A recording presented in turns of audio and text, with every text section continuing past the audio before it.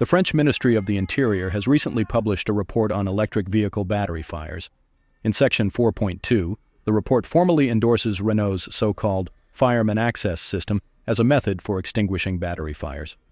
On February 25, 2026, in Sankt Augustin, Germany, a Renault Zoe was charging outside a commercial building. This video footage raises serious questions about how safe that solution actually is in real-world conditions. This is not the first time this happens with a Renault Zoe.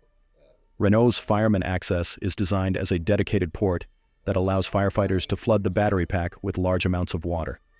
In the Renault Zoe, however, this port is located directly beneath the rear passenger seat. If failing battery cells begin releasing flammable gases, this design may create a pathway that allows those gases to enter the passenger compartment. If those gases ignite, the result could be a sudden and violent explosion.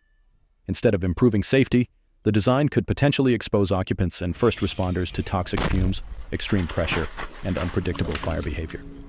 Renault should address whether the Fireman Access design is truly safe if a battery were to ignite while the vehicle is traveling at highway speeds. For example, at 100 kilometers per hour, with toxic and flammable gases potentially entering the cabin where passengers may be seated in the rear.